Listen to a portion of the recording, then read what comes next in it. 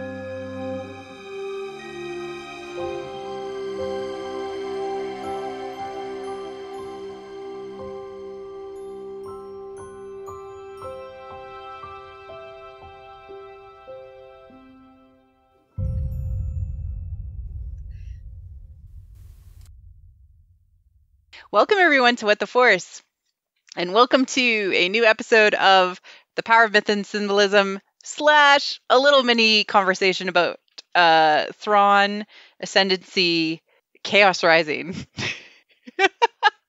And why are we here? It's because of B. Caicoya, who convinced me to read the Thrawn book. Yes, welcome. I did. Hello, everyone. How are you doing tonight? You were in my DMs. I was like, I can get an early copy of it. And you're like, you should read it. And I was like, I don't know. Why should I read it? He's just a guy in a uniform like many others, a warmongering. Yeah. And I've really struggled with the previous Thrawn books. I attempted to read the original Thrawn in Legends. I have tried to read the new Thrawn books. I ended up reading the comic for the Thrawn, original novel, just so I could get through the story and understand, hey, what's this guy all about? And I read half of Alliances and none of Treason because I struggle. I struggle with him. Yeah, he likes to talk alone to the screen a lot. I actually struggled with his monologuing specifically. Yeah. It was a deep struggle for me. I didn't find necessarily the situations that he was put in interesting, and I liked Eli, who was his Watson in the original books, or the original book, and then again in Treason. And he hangs out with Anakin / Vader in Alliances. I caught up with the plot. So why are we here? B convinced me. And I read the book and I loved it. And it's very different than my experience previously. And we can go into whether it was different for you. Was it different for you? It was, yes, it was very different. First of all, it was a formative novel. When the first time that you meet Thrawn, he's a grown man and he's just trying to adapt to a new culture, but he's not really trying to learn anything new on how to behave in the world or to create any lasting relationships. So this book was very interesting because you get to see him among his equals, the other Chiss, and you get to see how the Chiss culture works, which is something that you rarely get a glimpse of in any Star Wars. And you explore an area of space that I find absolutely fascinating, which is the unknown regions, aka the chaos beyond the galaxy. I don't know. It was such a good book. The main difference here is that in the Thrawn books, you get to see the world from Thrawn's point of view, or at least to hear him speak a lot, while in Chaos Rising, you perceive Thrawn through the eyes of other Chiss that live around him. And I think that only women. Only women. Well, some guys that try to recruit him from one thing or another. Yeah, yes. But it's mostly women that are POV, and that was very refreshing. For me personally, I really loved that it was something that was so other than the Skywalker saga that it's very refreshing. It actually reminded me, we had talked earlier about really loving the Phasma book, both of us, and it just reminded me of like jumping into a different area of the galaxy that we didn't know anything about and had a different culture and a different setup. But that in and of itself is rewarding, and that's where like I want Star Wars to lean more into that. Because like I love that it's different and that it questions things and yet also like reaffirms things in a weird way, and we'll get into that when we kind of talk about more of the mythological and symbolism aspects of this book. Okay. But first, we wanted to talk a little bit about what this book means for the galaxy and some of the interesting things that happen in it, just to kind of give us a narrowed down place. Do we want to give a quick summary, spoiler-free summary? Spoiler-ish? Yeah, I think we should. Yeah, in case you're not planning on reading. Spoilerish. Yeah, in case you're not planning on actually reading the book, the book itself takes place kind of through Thrawn's ascendance within the ranks of the military, kind of from, I guess the earliest memory we have is of him being a cadet, and the influence of both politics and his success from a strategic perspective within the Chiss themselves. So he's very talented. He's a very talented commander. And so that gets him, rising through the ranks, but he's literally blind to politics. Yeah, and he because he's so blind to politics, he doesn't feel that he has to explain himself. His actions from the outside, they look incredibly reckless, which doesn't make him any friends among the Chiss. And even within his own family, the Mitth, he is considered to be a loose cannon. Yeah, like some people are like, I want to have him like kicked out of the family. He's terrible. He's going to destroy the Chiss. And then there's other people who are like, he's either going to destroy us or bring us great glory. Let's see which one it's going to be. One or the other. Why not go for it? No risk without reward, or no reward without risk. Like, okay. Yeah. Which is not a very intelligent way to make yourself endearing to politicians. Like, well, please don't destroy us. Don't destroy our capital city. And the summary of the main conflict that is the through line is that Thrawn has a bone to pick with this conquering, charismatic, Trump-like person called Yiv the Benevolent. Who is so benevolent, as you can probably. Yeah, and he takes, from the name. He takes people over kind of by making it seem like they don't have a choice.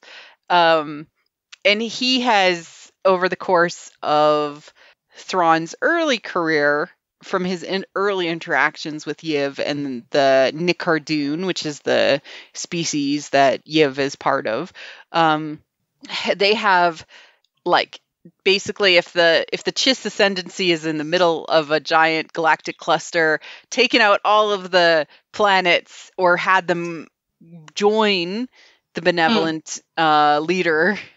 Or neutralize them so that they don't join. Yes. Yeah, so it's like the Chiss are being surrounded. Thrawn sees this and is constantly trying to convince people that they actually are a threat. And no one really believes him because the Chiss have this rule that they will not attack others unless they are attacked. No preemptive strikes. We know from the original Thrawn in canon novelizations that Thrawn is exiled because he attacked somebody before they had the okay to attack. So before they had been attacked. And so we know how this ends. This chaos rising and Thrawn Ascendancy. How I don't know if we heard how many books this is going to be, but this is book 1. Oh, it's going to be a trilogy, and this is book 1. Yeah. So we know how this ends.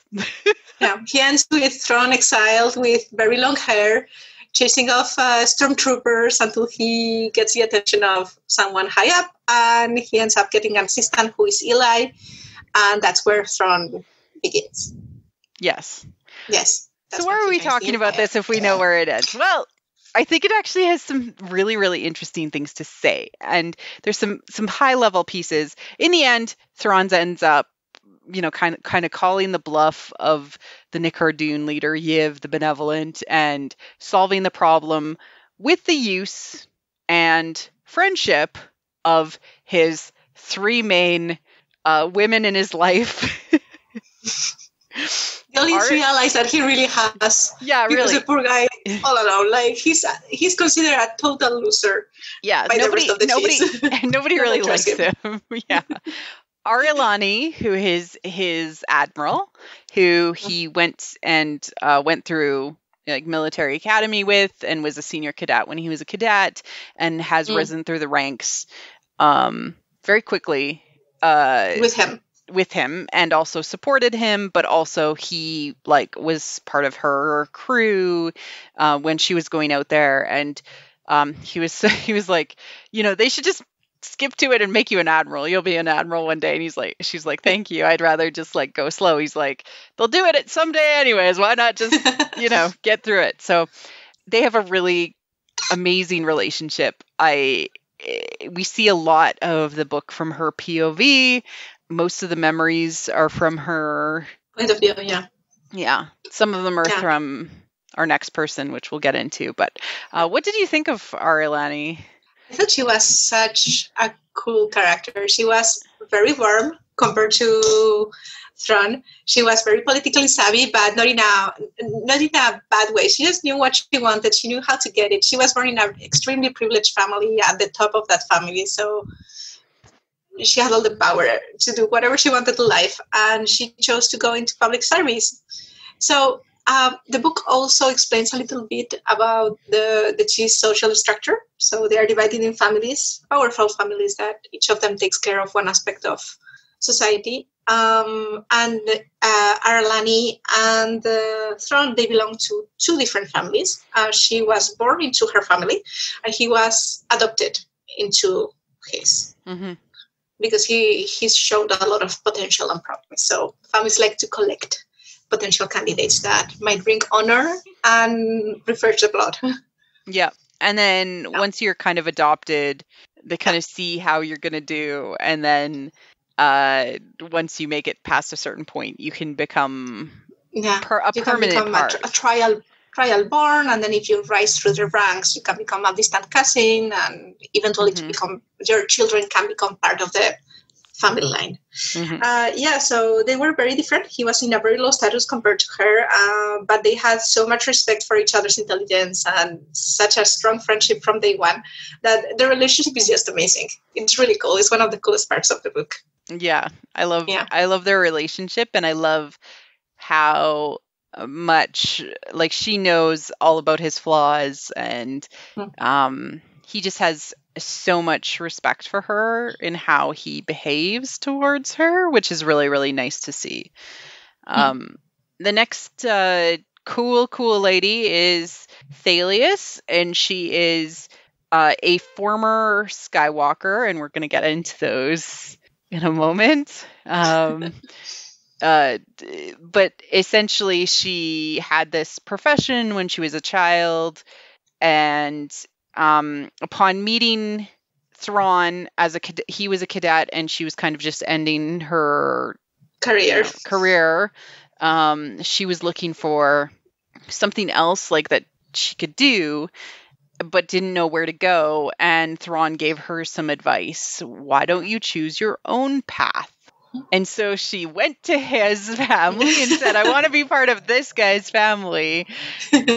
And it was just a really cool choice. And so since then, she's kind of been pining and chasing him, in the story, she tries to get assigned to his ship.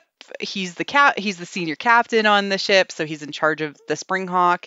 And she's like, so can I just come and be an observer? And they're like, no. And she's like, well, I'll come and take care of your Skywalker.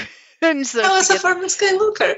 Yeah, she's like, I was a former Skywalker. So she gets assigned to the ship, and that's kind of where their relationship again starts out. He notices that she's very intelligent and smart as well, and immediately like starts to mentor her in many ways. And that's one thing that I really appreciated about the book itself, is that Thrawn is seen as somebody who wants to share the knowledge that he has as much as possible with other Chiss, especially, but really anybody. Anybody who will listen to him. Yeah, like anybody that wants to learn something, he's like, oh yeah, no, you seem to like this. Let me tell you more about it. But also other people like mentor him, like Aralani specifically mentors him in politics and is trying to show him, and Thalius also tries to help him with politics, and like everybody's trying to help him with this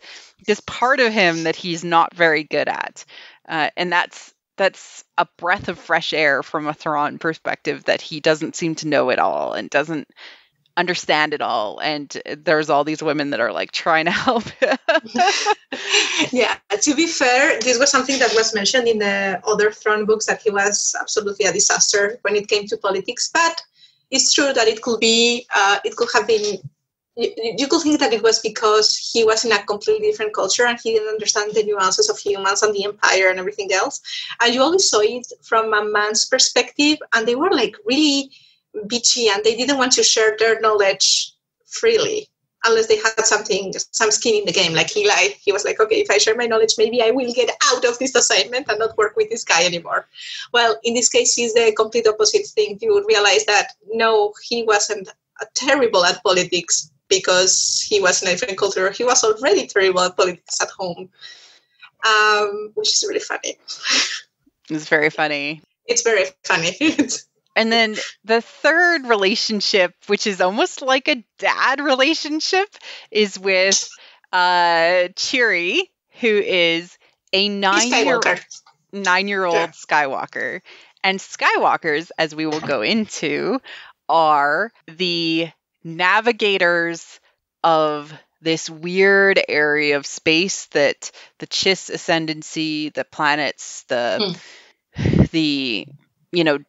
area that the Chiss live, and how they can leave the kind of protected area of space that they know really, really well is by navigating through the chaos, because otherwise using your hyperdrive outside of that safe bubble area is next to impossible. Yeah, the calculations are too high and your ship will basically explode. So this reminded me a lot of that episode of Star Wars Rebels when the Lasat are looking for their new homeworld, Lasan, the new homeworld, where they actually have to use the Force to navigate through the unknown regions of space. And so it's very similar. Yeah. And so... Oh, go ahead. Sorry. No, go.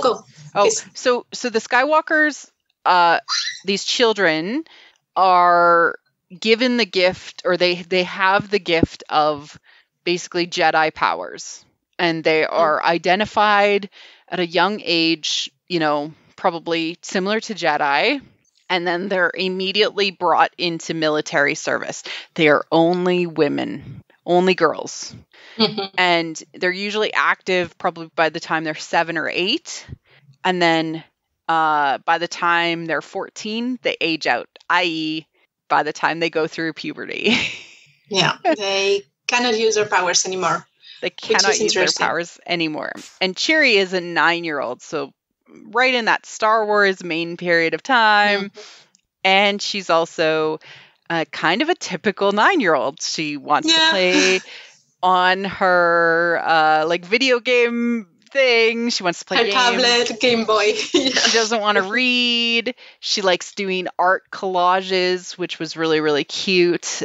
She fights. She likes junk food.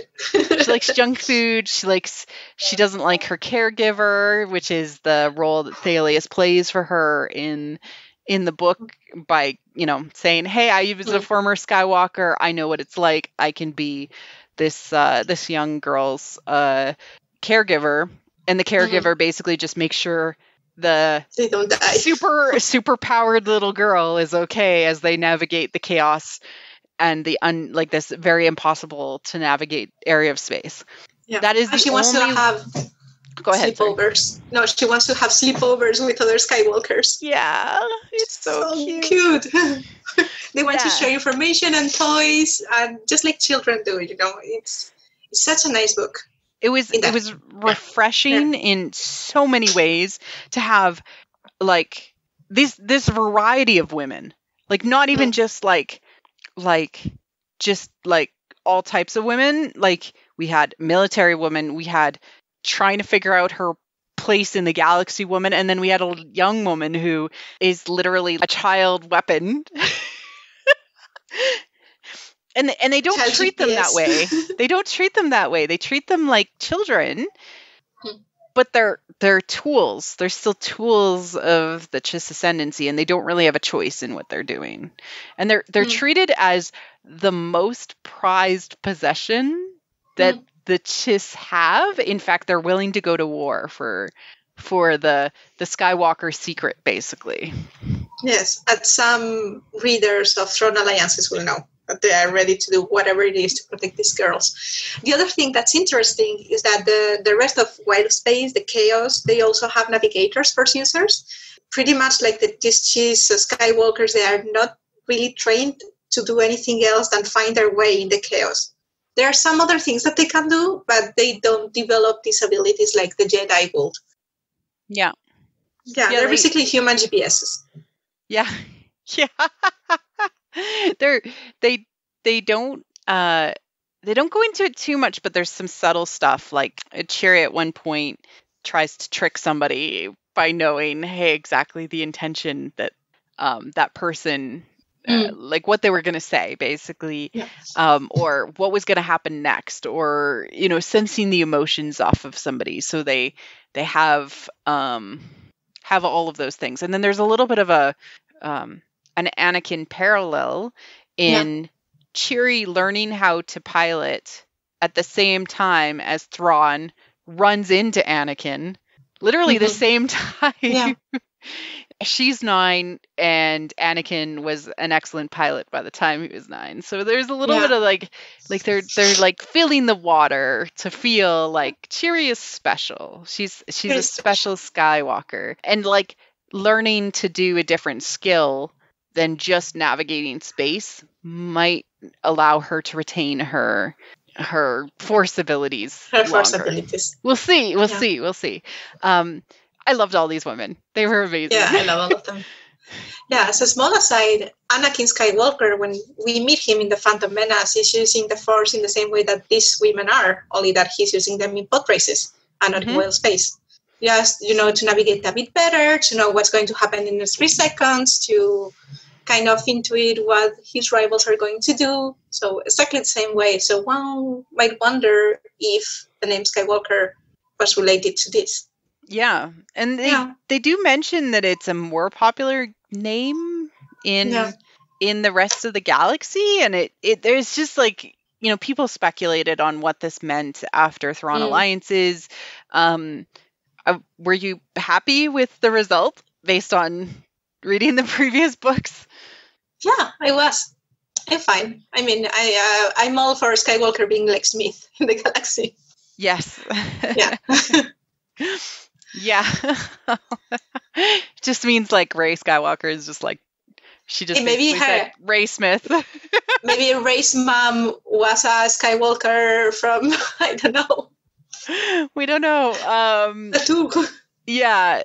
There is kind of an interesting thing going on where like they do lose their skywalking ability when they go through puberty, because it's like it varies depending on the girl, right? So we assume that's what that means based on the ages.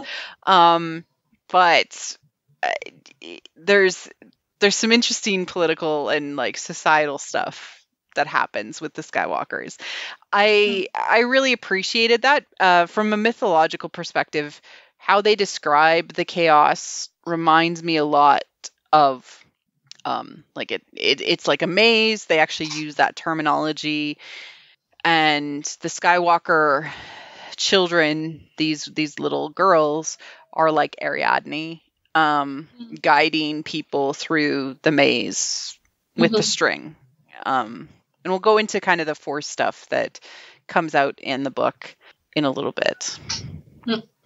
So the book is basically Thrawn growing up through the military, realizing that there's a really sinister force that's kind of surrounding the Cheese Ascendancy, trying to convince everyone around him that this is really a threat, nobody listening, and then him having to do something with help of 3 women. Yep. Yeah. There is kind of another mythological thing that I didn't really think of until this moment. Really? Yeah. The Fates. Because like Clotho is the one that weaves the fate of people. So very much like the guide. We have Lachetis. Yes. Lachetis is the one who weaves the Morai. Yeah. The Morai. The Morai.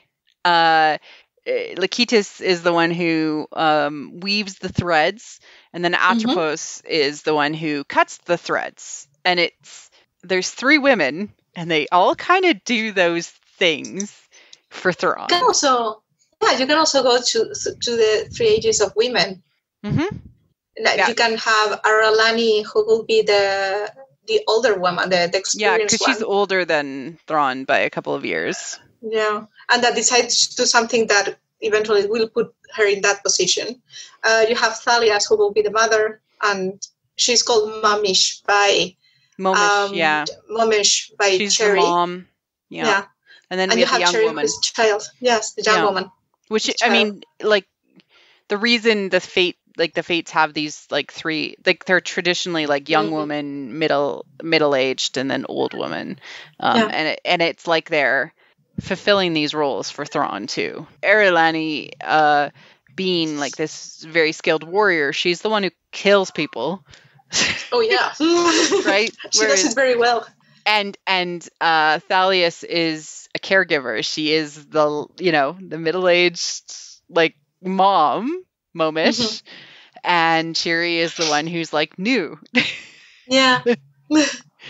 And the giver of life, i.e. the Chiss, are able to navigate the chaos with the help of this woman. With the help of that woman, yeah. That's true. I didn't think about it either. I wonder what you were thinking about Moirai. Like, how cool that pop into your mind.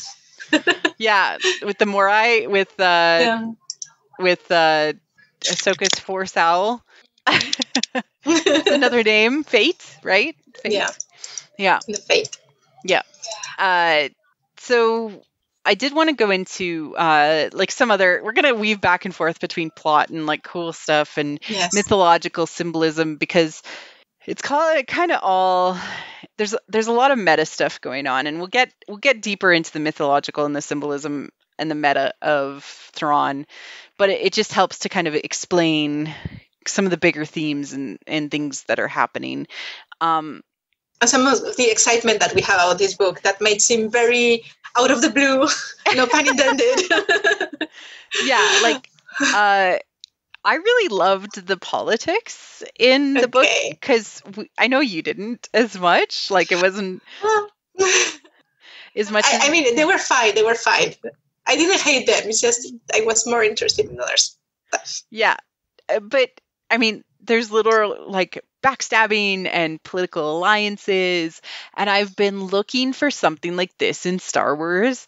Like it feels like for years, where there's complexity and there's mystery and there's like who's working for who and what do they really want. And although a lot of them explain like what's going on, not all of the mysteries are like revealed by the end of the book. And I like political maneuvering, and the fact that Aralani's family, once they lost her, basically once she goes into public service and is no longer part of a family, tries to woo Thrawn, and that makes like everybody frustrated in the myth, who's like, well, do we let him go? Do we keep him? You know, like I really love all of that. I ate it up because it's just so interesting. And then you have like this, like somebody's been secretly supporting Thrawn, and it's probably the patriarch of the family, the myth, but then people are like, oh, it can't be the patriarch. He never takes an interest in trial-borns or whatever. It's like, but it is him, because we get to see that. But then, like, is there somebody else? It's, I don't know. I really liked the interfighting that happened, and the fact that it's all in an effort, all of the political maneuvering, all of the power grabs, all of that is in an effort to hide the fact that the Chiss are an empty shell that is dying. Oh my God, that's so heartbreaking. And that's where the Phasma parallels come in. Literally part of the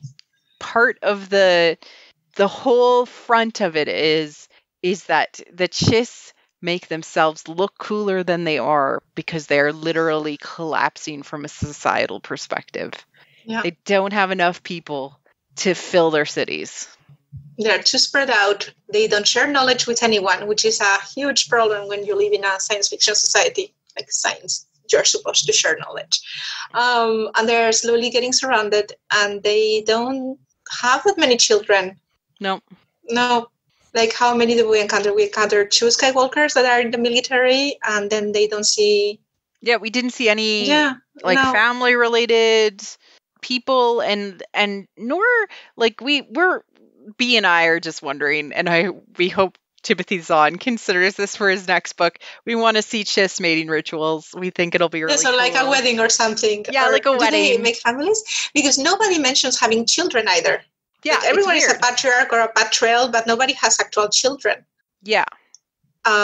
Which is okay, I mean, but a bit strange when you're telling a story about kids. Yeah. I mean, I got the feeling that the Jedi got around way more than the Chiss, which is a bit strange. Yeah. Yeah, exactly. So, like, I would like to see a Chiss wedding. Just throw that in just for me, Mr. Zahn. I would love that. I'm really loving your world. It's really cool so far. Yes. But it does have a dystopian feel to it. It's a society in decline. Yes. And there's lots of cool things they do to describe that. Yeah. I don't want to go into too much. You don't want to go into the spoilers? I mean, does it tie into what we're talking about? It's cool. If you're interested in what we're saying, read the book, because it's worth it. Well, it kind of reminded me, especially when they describe the capital and the world, Xila, of the Ursula K. Le Guin book, The Left Hand of Darkness, which takes place in a frozen planet, very much like Xila, that is divided into 2 different societies, one that represents like luxury and like just culture and laissez-faire, but it's incredibly corrupted. Another that is more like communist and is not as corrupted, but it's incredibly ruthless. And they have a similar problem, both societies. They are trying desperately to look like they are more potent than they really are, to be accepted into this larger part of the galactic empire or whatever is going on in Ursula K. Le Guin's world. But they are actually dying from the inside. They're also empty shells. Yeah. And it reminded me a lot of, especially the capital city, it reminded me a lot of Washington, D.C. in how it is built to be intimidating and look a particular way. But in the end, it's all just facade in a way. You're so right. I remember going to Washington when I was really young. And it was really hot, and it was almost inhuman the way that you had to walk through the really long avenues. Nothing seemed to be made to human scale. It was built in a swamp. Every time that I looked around, everyone looked crazy, or was, in one of these electric carts, eating some ice cream. It was just so strange. I didn't click because Xila is frozen, and my memory of Washington D.C. is like a humid, tropical hell. I mean, but it was specifically built to intimidate foreign leaders, right? Like that. Yeah, it's true. Yeah. Like in Bucharest, in Romania, it was the whole central part of it was also built to intimidate foreign leaders. And it looks like that, like a horrible, brutalist building. Sorry if anyone from Romania is listening. Come on. That destroyed huge parts of the city and is like and just try to disguise a terrible crisis that was going on for the longest time, like 30 years, I think. Yeah. Children in decline, sickness, all kinds of horrible things. But the cheese are not as horrible as it might seem. I mean, they're very into appearances and not sharing information and pretending to be the coolest of the chaos. But they're not really that mean, you think? They're not evil. No. Like you'll say it is. No, they're definitely, they care for their children. It's not like a warrior society. Like people choose to, one of the things that Thrawn laments is the, downfall of art within Chiss society. Like he's like, we're a superpower. We should be able to exist with both art and, expansion / our external facing means. But part of the outcomes of the book is that you've lost touch with the creative soul of the Chiss, and now you're only death. You're only death. Like that is it. You're dying and you're only death. There is no, and so it's one of the themes. Yeah, there is no renewal. There's something missing in the galaxy for them. Yeah. And like that is a major theme that you and I see in Star Wars, because like or I've talked about with Ty too. I'm like, where are all the babies? Like but here in this address, the babies are not there because everyone is dying. Yeah, everyone is dying. And yes. Yeah, but there's a meta going on, like there's in the conversation with this, and like what something is rotten in the state of Denmark. Well, there's something rotten in the Îyâxe Ascendancy. That's what is being said. Well, you were mentioning before that there was a meta. There was a call out to the way that the Chiss treat their navigators, their skywalkers, which are all women that lose their ability when they reach puberty, and this can be read in a meta way. Like the way that Star Wars treats their women. Like they want the next generation of Star Wars fans to be women. So they court young women, but as soon as they become women, they are no longer interested in them. Yeah, as soon as they start experiencing feelings that are not childish. Yeah, they want romance. One may say as soon as they start experiencing romance. As soon as they start to experience romance, they're no longer wanted. Yes. What? Hello? No, really? And that's one major plot point of Chaos Ascending. Like the navigator, Chaos Rising. Sorry, the Ascendancy, Chaos Rising. The navigator that stops being a navigator, and the same day she starts feeling love. She starts feeling romantic feelings. She has romantic feelings for Thrawn. Yeah. And she chases him. She stalks him. She becomes part of his family to be closer to him. That's very meta, and I don't know if that's intentional, Mr. Zhan. I would love to ask you someday. But yeah. We don't value women when they change their path. And Thrawn's advice was, follow your own path, and that's absolutely what women need to do. We need to make our own path within our fandom, within what we love, and find our own way. And here's the thing: if you continue reading the plot from this point of view, what young women do for the Chiss is play with their toys. It's navigate their ships. It's buy their merchandise, pilot their merchandise.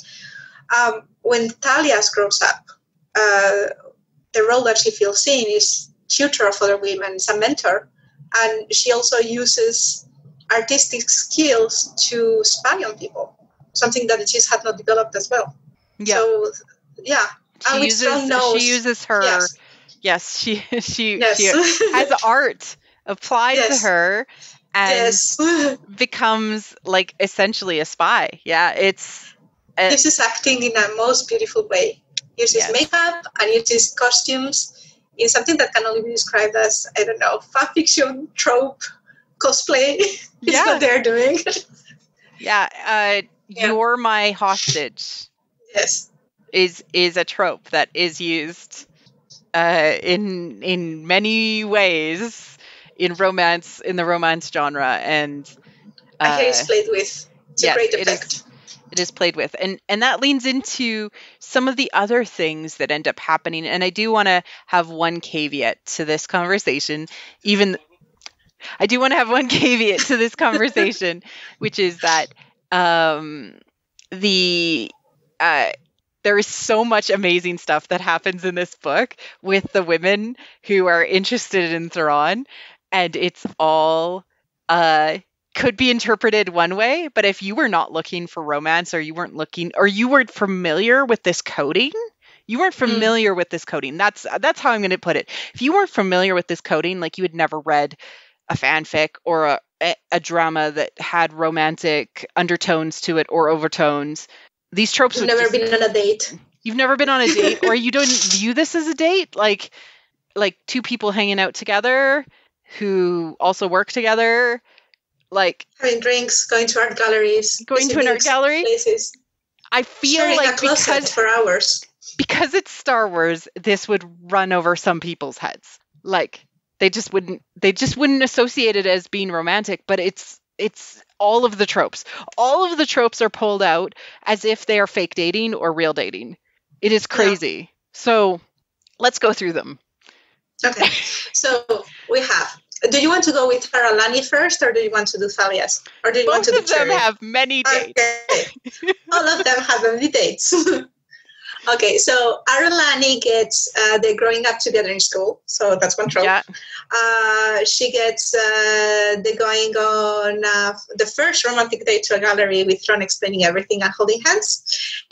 Yes. She gets they touch each other a lot party too. Drinks and dancing. Yes. They touch each other a lot. Celebratory. Yes, like a lot of hands in her shoulder, in the small of her back, things like that. Like, okay, sure, if you're not looking for it, that might run out. But a man touches the small of my back, and I either slap him or kiss him. Like, there's no middle. I don't know how the Chiefs do it, but okay. That's like shaking hands. I don't know. Anyway, so we have the celebratory party drinks after she gets her promotion.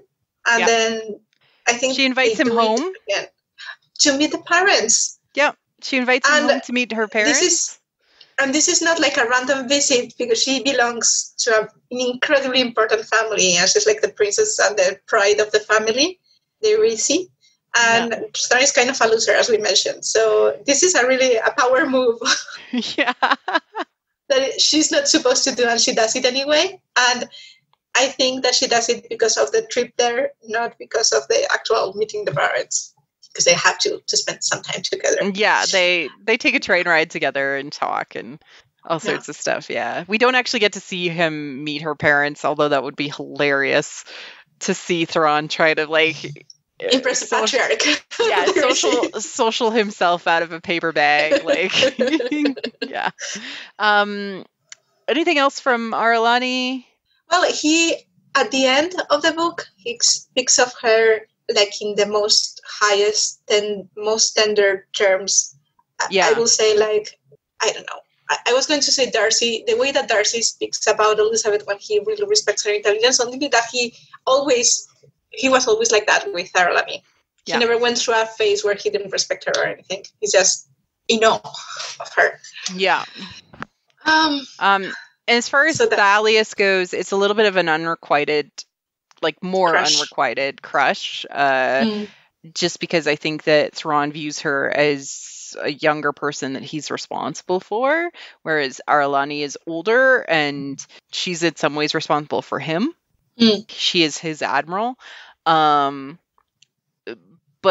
Thalius and him, they met each other when they were both kids. Again. Yes. A lovely meet cute. One of the best that I have ever read. Yeah, she went after him to try and find him and has spent... No, wait. Oh, sorry?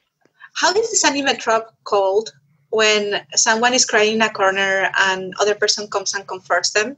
It's not angst and comfort, something like that. Yeah, I mean, that would be a tag that you would use. Yeah, angst and comfort. So they meet when Thalius is at the lowest point in her life, she thinks that she has no future. She's a loser. She's going to stop being a Skywalker because she's losing her Force powers. And that's the moment when Thrawn comes in and lifts her up. Mm-hmm. And at the same time, he shows that he has like amazing powers of perception, for at least for mechanical things.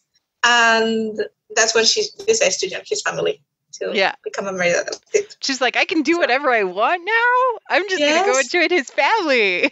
This cute boy really knew what to say. Okay, let's go see what he's up to. Yeah. Yeah. So she pretends to be someone else that she's not. And they play... I think that they play family together. That's another trope, because both of them are responsible for the well-being of Cherry. Yeah, they have like...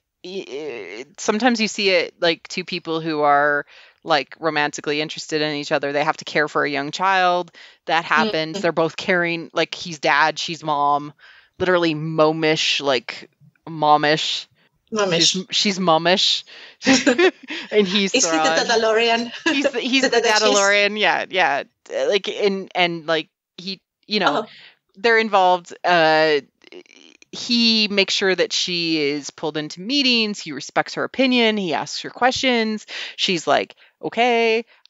She gets to learn all sorts of things about perception, and she feels like she's improving under his guidance, etc. Yes. And then he creates all sorts of situations that are super tropey. Like he creates a plot where she has to get herself in disguise and pretend to be his hostage, which is something that she don't have. Yeah. like you have to stay with me and be my companion. Yes, and be super submissive. And being super submissive. And then they tend to party together like that. Yeah. And then they also get stuck in a shipping container that has been set up for them for a couple of days together. They're locked in a shipping container together. Yeah. That has only one bed. Only one bed. That drop, only one bed. So only that one drop bed gets checked. And they play cards together. They play cards. Yeah, the only thing is that kind of kills the romance of that moment is that Thalius mentions that the only toilet is like in a very awkward position. So I'm going to take this as there were no walls between the refresher and the rest of the shipping container. A toilet was mentioned in Star Wars. Yes, a toilet was mentioned in Star Wars. The toilet, yeah, tick. And then he threatens a worship over her. Yeah, and he shares his deepest trauma with her as well. Yes. He shares that he is missing his sister, who was taken and became a Skywalker. She's older than him, and she shares like how her secret, which was that she joined the Mitth family to be with him, and he accepts that in a very nice way. I don't know. It's all there. If they want to explore romantic lines with either one of them, it's there. Then the final one is that the patriarch of the Mitth accepts Thalius into the family and gives her a mission, which is to protect Thrawn at all costs, because his enemies are going to. It's like, oh, come on, this is like romantic trope 101. Mr. Zhan. Yeah, like protect Thrawn. Yeah, and they're both from like, you know, different like setups, etc. But I mean, why put that in there, B? Well, everyone is looking for a little romance in their lives. I watched an interview with Mr. Zhan on the Star Wars Book Club, and he mentioned that he works with his wife, so he will write something, his wife will read it and say, oh, you meant this, or this will be a nice add-in. So maybe she had a lot of input in here. I mean, it certainly reads like he has an immense respect for women and what they think. Yeah, absolutely. How they think as well. So I wonder if he has any daughters, because Cherry, I see a lot of things of Cherry in my own daughter, even though she's much smaller. No, very much. Both of my kids are of that age. They're both the Star Wars age, and that's kind of the age that Cherry is. And no, it's interesting. It feels like this book is specifically speaking to women in so many ways. The POV, the use of the tropes, the use of caring about people's emotions. women cry, like they're upset, and that's okay in the book. Like, these are not Vulcan people. I mean, they try to behave like that because they want to be the coolest of the galaxy, of the chaos. But yeah, and I thought they would be like space elves a little bit, but they're not. No. They're like, they're backstabbing each other all the time. So that's cool. Yeah. There's a lot of passion in the Chiss, and like emotions are there, and people get upset, and people express emotions, and like, bravo. Now, a word from our sponsor. Do you love movies? The good ones? Even the bad ones everyone told you not to like? It sounds like Super Yaki is the place for you. The team at Super Yaki loves movies, so much so that they've dedicated every waking moment of their life to bring you top quality merchandise to showcase your love of them. From super soft t-shirts advocating for the immediate production of a third national treasure, to comfy sweatshirts celebrating Rian Johnson's triumphant whodunit Knives Out. They even have pins of some of your favorite directors like Sofia Coppola and Jordan Peele. Super Yaki joyously brings you tangible love letters to movies and filmmakers that you can wear with pride. Plus, the team at Super Yaki screen prints all of their apparel using eco-friendly 100% water-based inks and ships with compostable poly mailers for an environmentally friendly alternative to online shopping. And as a special gift to you, listeners can save 10% on their order with the code SUPERFRIEND, all caps, no spaces, at checkout. If the spirit moves you, find them at superyaki.com. Let's watch more movies. And we're back.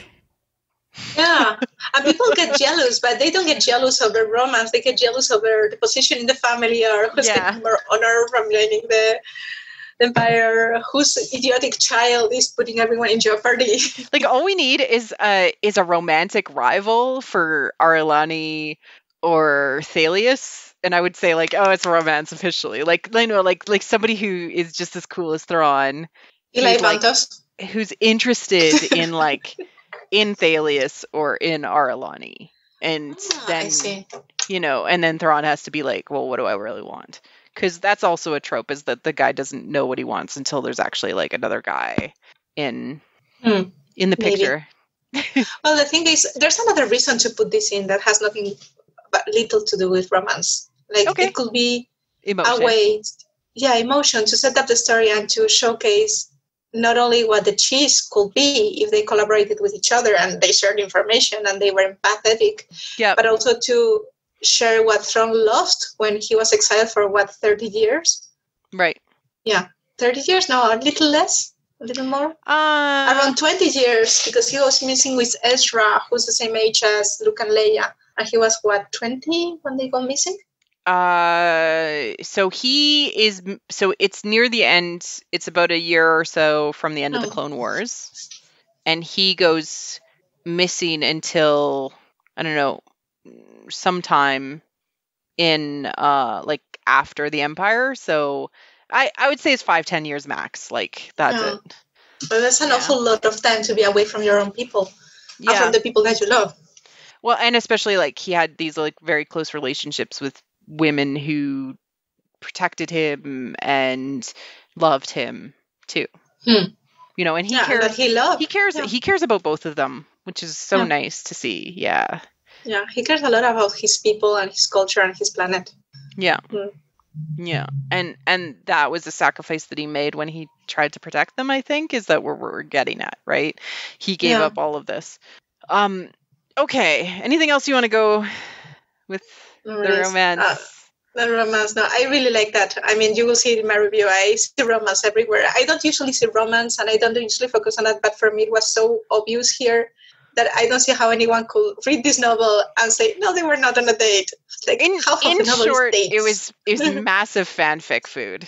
Like, massive. Yes, maybe Mr. Sun was to be famous in AO3. Maybe he was to dethrone Kylo and Rey.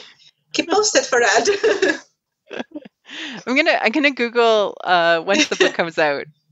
Like once this comes out, I'll Google the AO3 stats on Thrawn and Arlani and Thalius and see what happens. Yeah. Be like, hey, what's going on? Okay, so let's go into kind of the more meta and mythological other symbolism, because we kind of mentioned some of the mythological ties. It's kind of the reverse of what we see in A Galaxy Far, Far Away, because like even the start of the book is a galaxy beyond a galaxy far, far away. So it's like saying it's like outside the galaxy. It's almost like the reverse of what we see in the galaxy, right? In the galaxy, we see women develop their superpowers, and sometimes they might have them as children, but they just don't understand it. But they're really advanced after puberty. So we see that with like the Night Sisters. And there is some like media parallels with them, like women specifically having superpowers is kind of like the Bene Gesserit in Dune. Yeah, you see with Leia, who starts to feel the Force when she meets her brother, and she's already like 20 years old. Yeah, we don't really see women or like Force users develop the Force on their own until like later on in other areas. Although the Jedi were looking for kids that could juggle with their minds. So I don't know. Kids seem to be okay, and then they kind of lose it at like 3-4, and then maybe they develop it later. But because Ezra didn't develop it until he was 13. Yeah, that's true. Maybe he had something, but it wasn't until he actually like worked on it that I don't know. Maybe it's different for boys. Maybe it's different for boys. Maybe there is something unique about the area of space that they live in, and so the Chiss call it the chaos. Did we hear what anybody else calls it? The unknown regions. I have a quote here from Sheev Palpatine himself. And this is how Sheev, or Palps, describes it after he has been sending people out for over 20 years and not hearing back from them. So, outside of the known galaxy, there's an unexplored infinity, once closed off by a labyrinth of solar storms, rogue magnetospheres, black holes, gravity wells, and things far stranger. Any who tried to conquer that maze did not survive. Nice. The ships were obliterated or returned to the galaxy devoid of travelers. Communications from those explorers were incomprehensible, either shot through with such static as to make the contents useless, or filled with enough inane babble to serve as a perfectly clear sign that the explorer had gone utterly mad out there in isolation. So, out beyond the unknown regions, it may be part of the unknown regions too, is something called the chaos. It's called wild space in some ways, but wild space maybe is closer to the edges of the unknown regions. It's kind of the edge of the unknown, the outer rim. The chaos, we get the understanding of where the Chiss are is beyond the unknown regions, like they're outside. The unknown regions themselves, as we can tell from the Rise of Skywalker, is navigating there is next to impossible. And so the Chiss and other people that live in those areas, just like in that episode of Rebels, use people with the Force, and for the Chiss themselves, they use these young girls to navigate basically like Force-sensitive GPS. What's interesting is that we get a description of what that process is like. So I'm going to talk about that for a moment. So one of our navigators describes it as finding the presence. The great presence. The great presence. And it's not where they are, right? Where they are actually has an absence of the great presence. The great presence is where the galaxy is. So the galaxy is like a lighthouse in the chaos. That illuminates everything else. And the other smaller lighthouses are the other Force users that they also use either consciously or unconsciously to navigate. So I think that the Cheese Girls, they are not detecting the other people consciously. I don't think that, They kind of play with powers of the Force when they're in their rooms or their ships, but they don't use it like that. But there's one navigator that we meet in the story that is called Kalori, that he knows how to pinpoint people in space. And that's very interesting. It's super interesting. Yes. And like the idea that the Great Presence is focused around the larger galaxy is really interesting. and was enough for me to read the book, because I was like, okay, what are they saying about the Force now? Because what the Force, right? But so there's an interesting kind of like metatextual conversation happening, because in canon, and this is from like one specific book in canon, Locations of the Galaxy, the chaos is a mythological place that is associated with hell. It is considered to be hell. When you go there, you don't come out. It's terrible. It drives you mad. And so whenever somebody uses, I'll see you in hell, or hell this, they're referring to the chaos, the unknown regions. And so if we're kind of thinking like in broad mythological strokes, hell is associated with evil or the darkness, or, you know, where you go if you're not a good person. We have a version, we have two binaries. We have a hellscape and we have a lightscape. We have a lovely like place that is calling to these skywalkers that are plugged into, and they use it like a light in the darkness. That's interesting. They use it to move around and find. If you go look at how the cheese looks, I mean, I'm sure that there will be a lot of gifs coming out after this, but they really look like the ice giants from the Marvel universe. Like what Loki looks, Loki looks like, when with the blue skin and the red eyes that are very shiny, and they also live in a very stony, chilly, cold place that is pure appearance and that is drawn to the light. Yeah. So there's a lot of like underworld, or you know, like they're another. Like they were exiled. Yeah, they were exiled. And the culture itself actually lives underground, and that's very symbolic of, you know, being stuck in hell. Yes. Like they've been separated permanently. And not only from the galaxy, but from everyone else around them. Well, they're kind of like, they look kind of like demons, you know, with the red eyes, etc. And it's like they are fallen angels in a way. Fallen angels or Morlocks. Morlocks. In the old canon, in Legends, the Cheese were once humans that got lost. It was a colony that got lost, and that at some point something really bad happened at the galaxy, and that section of the galaxy got splintered away. And they had to learn to survive on their own, and they evolved to survive in a very in a terrible climate. I mean, they have blue skin now, for God's sake. The other thing is that in this area of the galaxy, nobody shares anything. And I don't mean they don't share resources like the Trade Federation, okay? I mean, they don't share knowledge, they don't share they don't share philosophies, they don't share art unless you go looking for it, which is really strange, because you usually want to make people interested in your tourist attraction.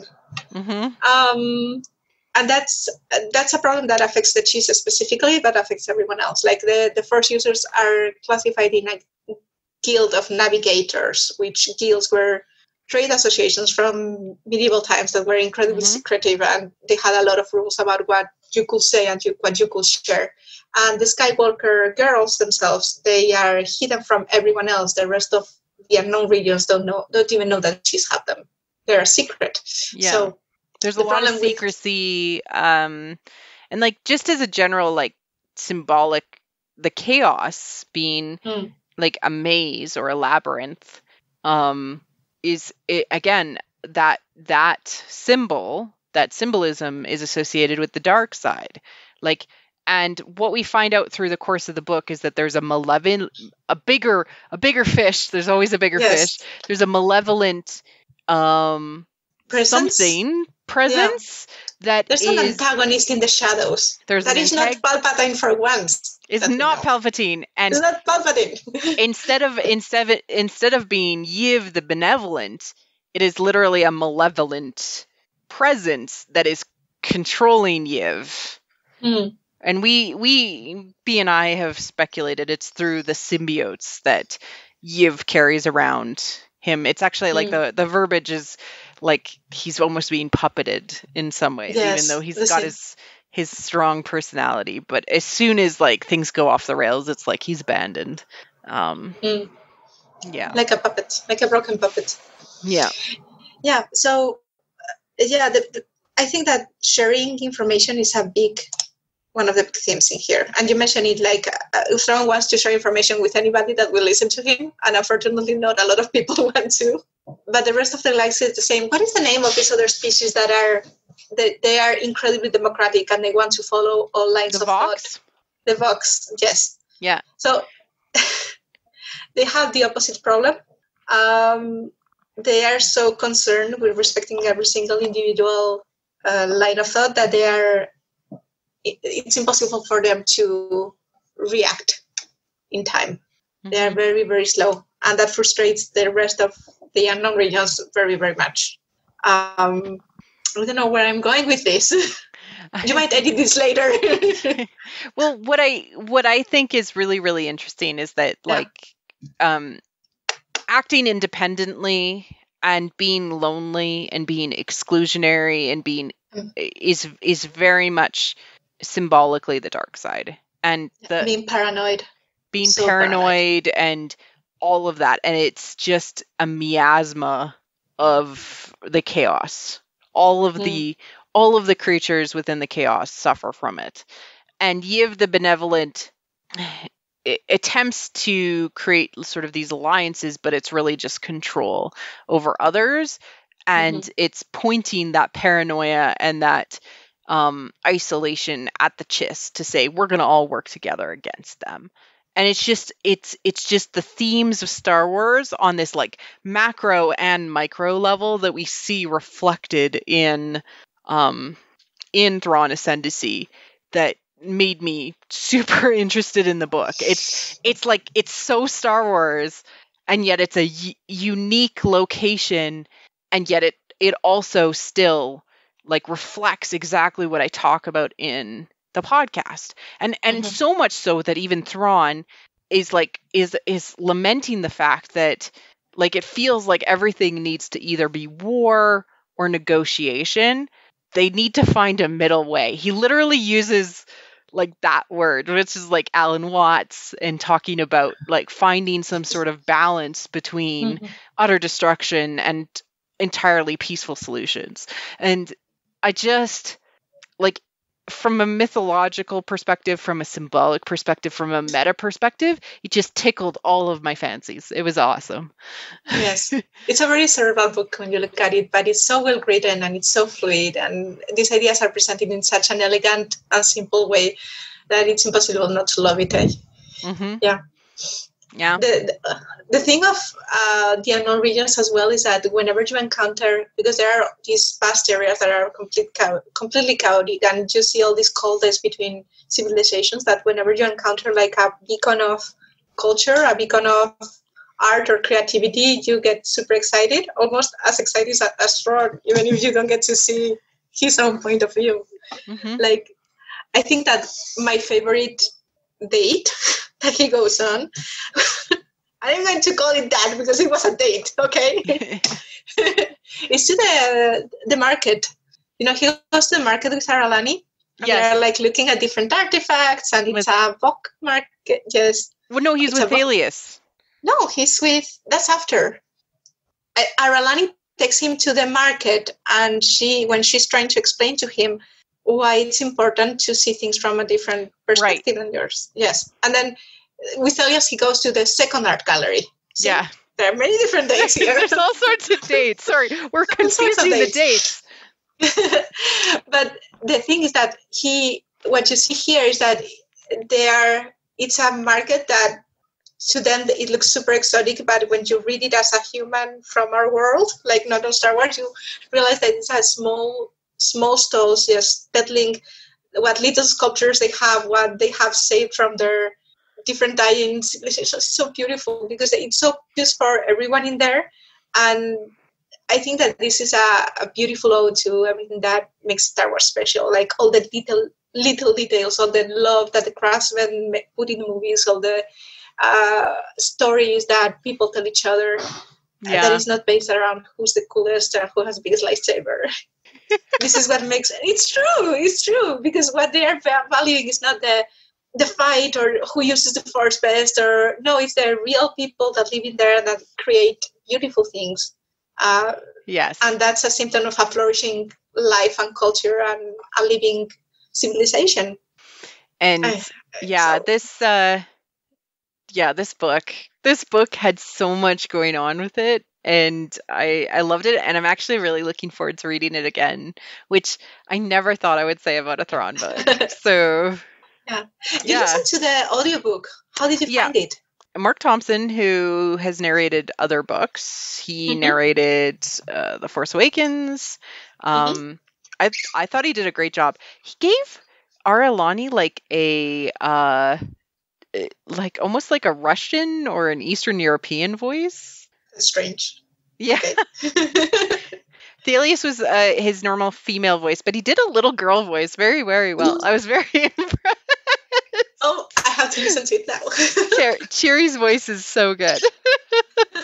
Yeah. So I actually had both an early copy as well as the audiobook copy, and I found the audiobook to be really, really good. I listened to it on 1.5 speed because everybody talks slow in Mark Thompson's readings of things, but I don't know. I enjoyed it. What did you think of the internal Swiss politics? Because one of the reasons that why I didn't enjoy it is that because I felt like they were just losing time with stupid stuff while they should be just listening to Thrawn and doing what he wants.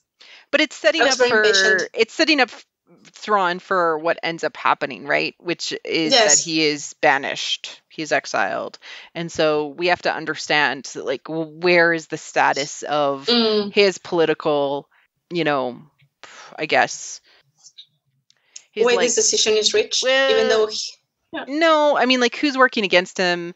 I was hoping for maybe even like a little bit more of what goes on, like just I want more backstabbing and things like that, even in there, and there was enough. Like literally, somebody tries to get him kicked out of the military and kicked out of the myth, and you can see the internal struggles happening. But I would like more of a mystery around it, something that only the women in his life can solve. That's what I would like. Because that's why, that's what they bring to him that he can't solve. This, like, intuition about politics and people coming after him. But I think it's just setting up to Thalius specifically, who is in the know that she needs to protect him, understanding that. Like that, that was all being set up.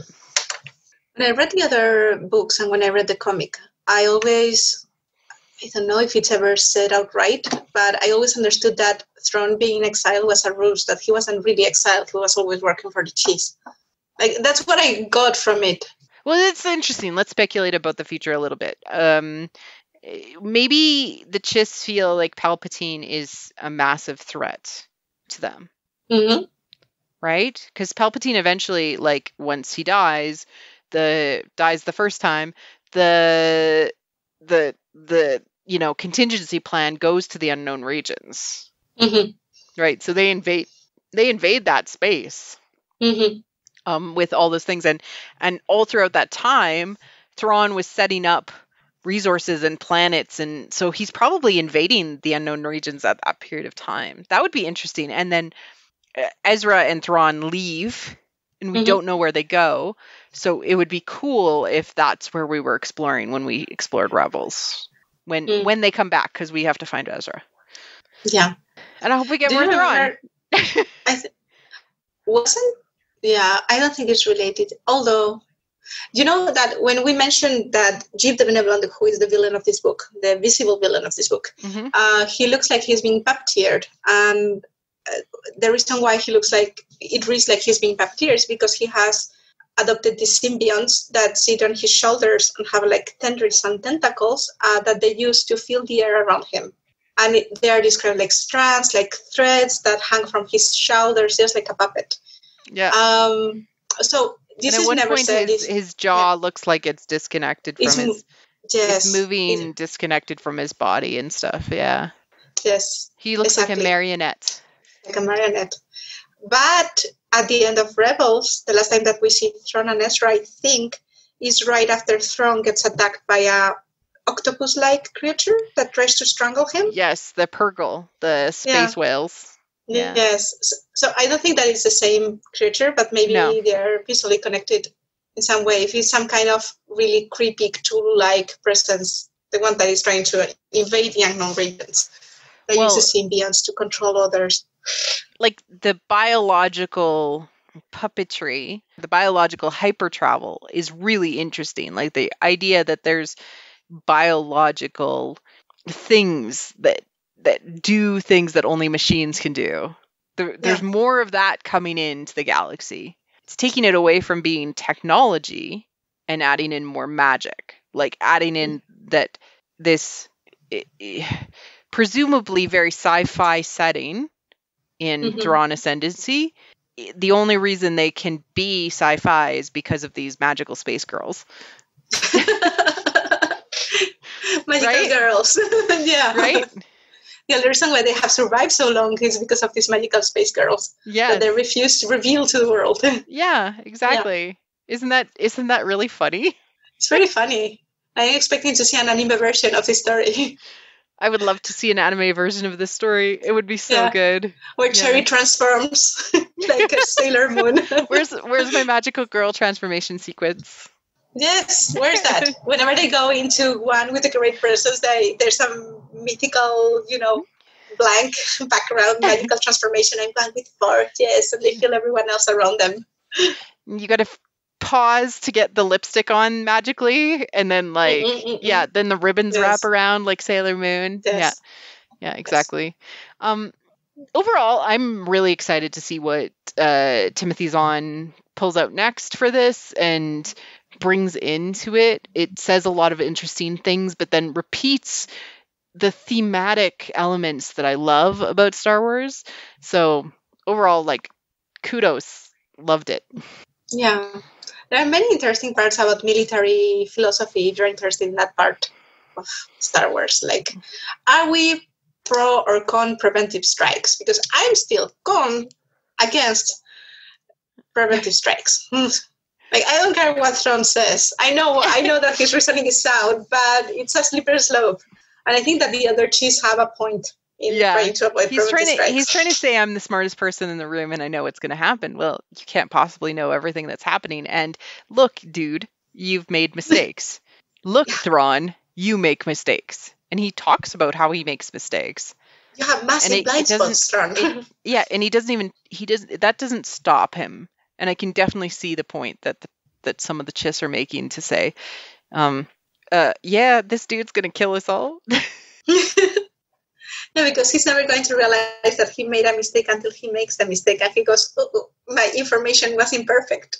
Oh, no. I think who was it? Was it Dave Filoni that said that when we meet Thrawn in Rebels, Thrawn always wins if he has perfect information. But the problem is getting imperfect information. And whenever the Force is involved, he can't seem to fully win, right? Because the Force is something he doesn't really understand.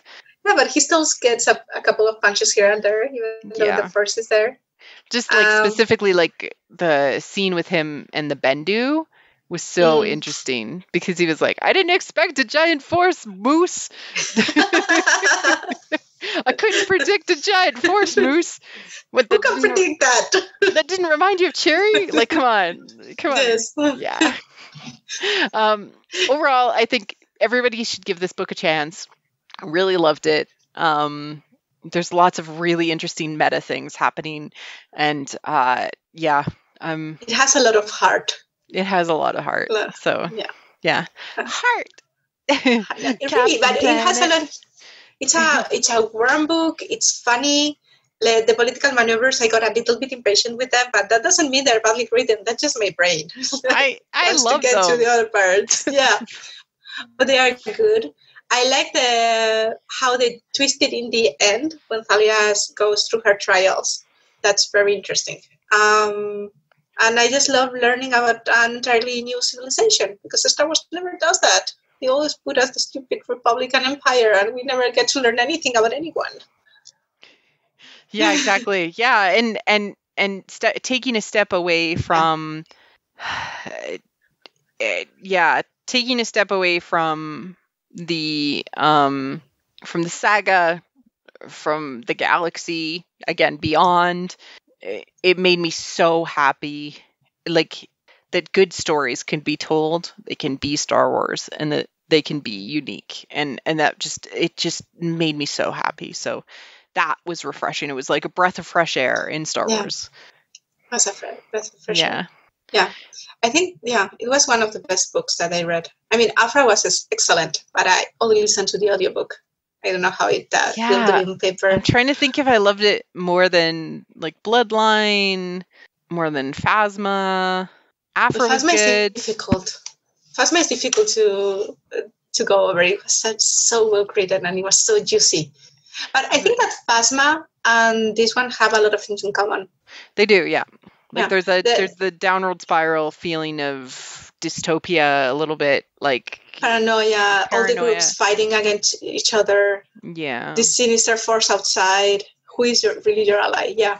Yeah. There's a lot of those themes in it, and it's cool. But also, like, there's a lot of heart in the core group and the women involved around Thrawn. Didn't you feel like, do you remember the scene where they are meeting Kilori and Jeep the Benevolent for the first time, and Thrawn and Thalius, they are doing their little, oh, you're my hostage thing, and they're in a bar? Yeah, they're in like a reception or something. Yes. Yeah. I think that was an amazing homage to Star Trek, to the original series, when they put up this bar with all the ambassadors pretending to be like, when we get to meet Sarek for the first time. Yes, yeah. Yes. I think that it was a direct reference to that one. So if you like Star Trek, I think that you will really like this book as well. Yeah. There's a lot of Star Trek in this book. Like, yeah. So did you have anything else to cover? Do you think that the Force is the galaxy? This is the first question that I asked you before pitching you the book. Do I think that the Force is the galaxy? Okay, so I think that the will of the Force might be centered on the galaxy, which is the Great Presence. I think that that's what they're saying. But, like, the galaxy, the Force comes from the energy between all things. The chaos itself might just make it harder for the energy to exist amongst people, so it's more rare in the unknown regions. That's what I'm thinking. You know, this book really pushes forward the idea that the Force is the relationships that we build with each other. Yeah, and the tension that it creates between that. Yeah. And when you lose these connections, you lose the Force and you lose a way to navigate anything.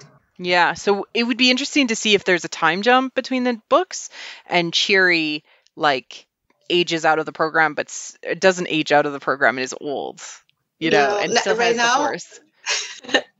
You know, right now in my head, I'm writing an Eli Vantos cherry fic. Yeah, exactly.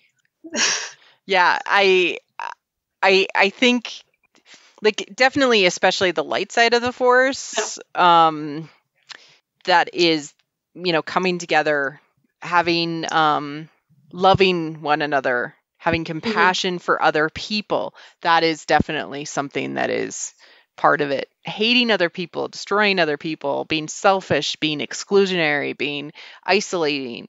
That's the dark side. That's a common theme. And what they're saying is, in a meta way, is that, you know, you lose your connection with it.